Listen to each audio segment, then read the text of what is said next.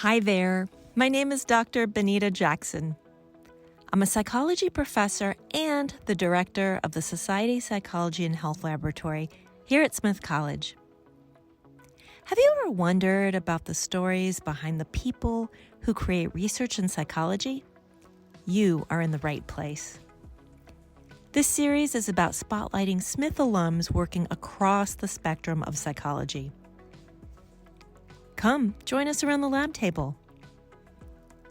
My lab members and I hope that the range of stories from these amazing scholars offer inspiration to current and future psychology researchers from any background. Maybe that's you. Curious? Let's have a listen. Hello, my name is Uzma Malik, and I'm a research assistant at the Society Psychology and Health Laboratory. Today, I would like to introduce you to Nicole Overstreet, a Smith graduate from the class of 2007. This interview was conducted in fall 2016 by then student at Mount Holyoke, Charlotte Wagner, with then Smith student Evelyn Parker offering tech support.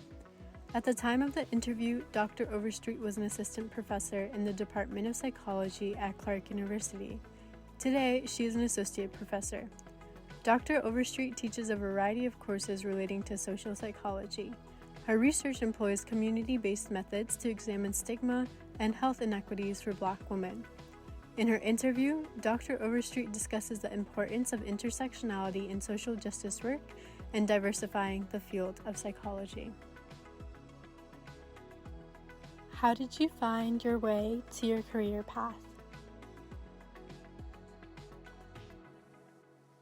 Had an interest in understanding the effects of race on health, stereotypes on health, discrimination on health, and thinking about how social processes affect health in some form. And that has always been consistent. But I didn't know what my exact research area was at the time.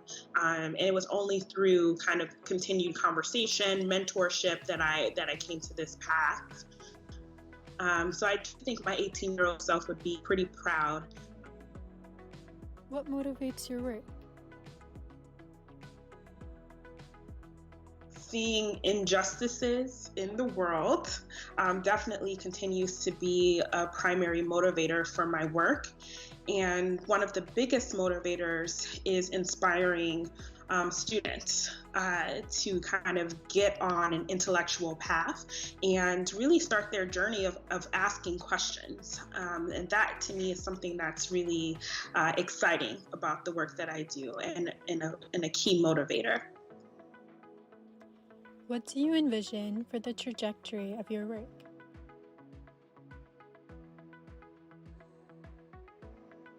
So for me, I hope that we continue to press hard on issues around social injustice and not to pretend that they don't exist, that they actually do exist and affect the lives of marginalized groups.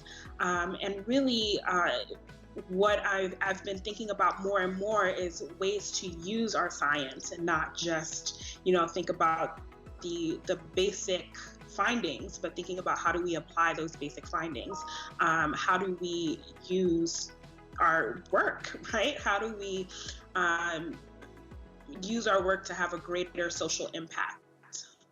That's really something that I've been thinking about more and more, and what my role is in that. How is science applicable for a greater social impact?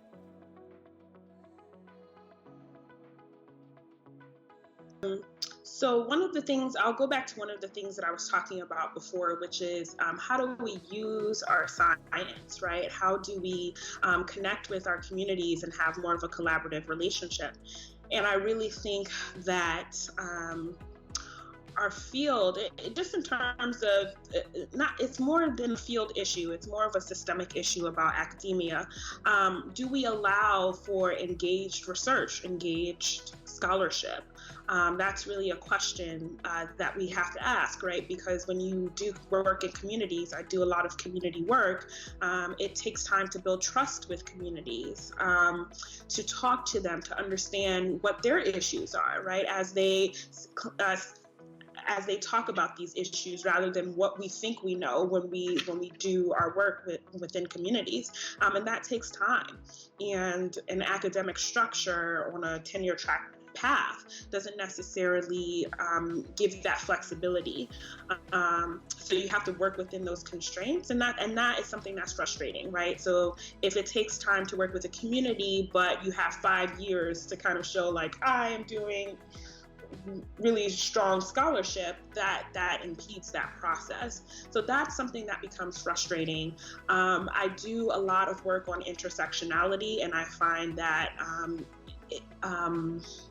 how psychology thinks about intersectionality could integrate more of the social justice focus about how do we actually do intersectionality instead of just understanding it as multiple identities, but thinking about systems of oppression and injustice. So I think that that's something that we can do as well, is really integrate that perspective and not neglect it, because that was the foundation of intersectional and critical race theory, critical thinking around these issues. What do you do now?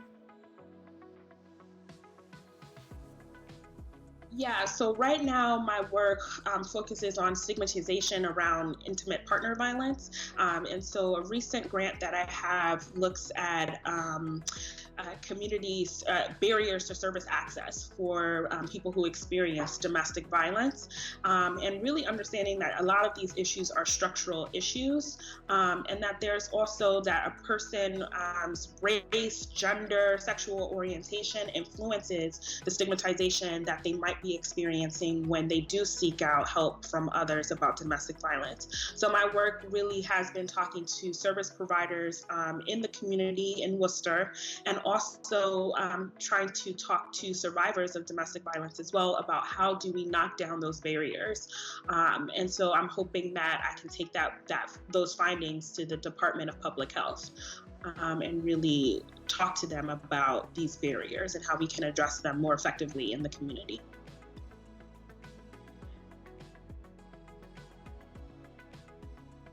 How did Smith prepare you?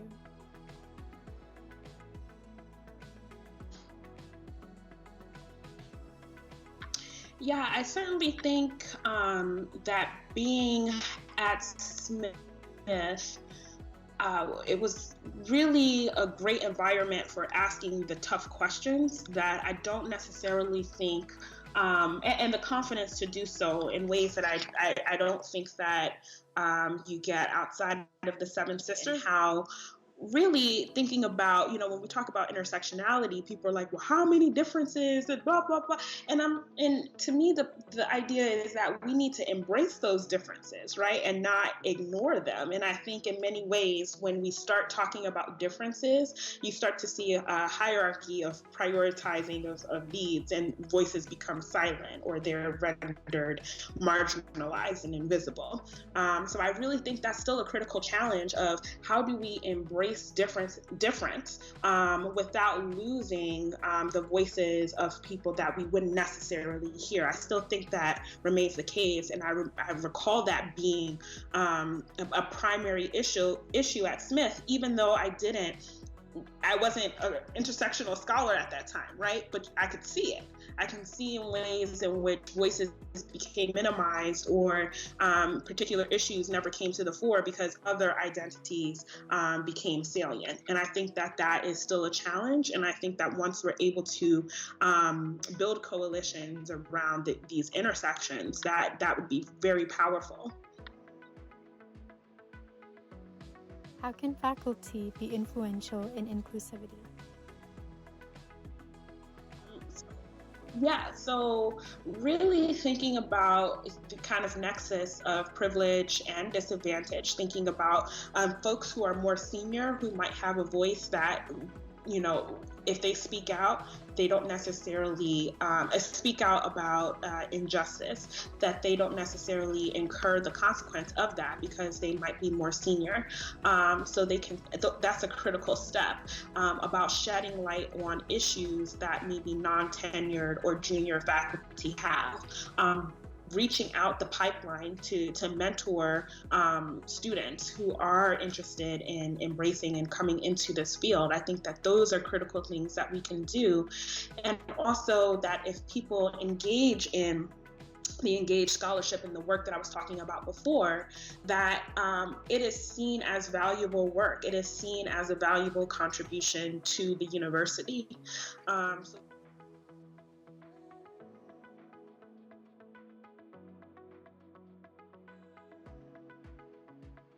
Thanks for joining us today.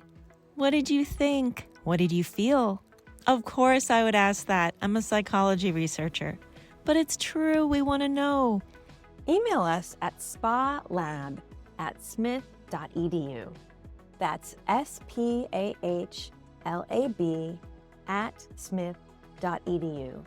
We'd love to hear your biggest takeaways from the interview you just heard. If you enjoyed this, browse our channel, like and subscribe. That way you can be kept up on our growing collection of interviews. Till next time, stay curious.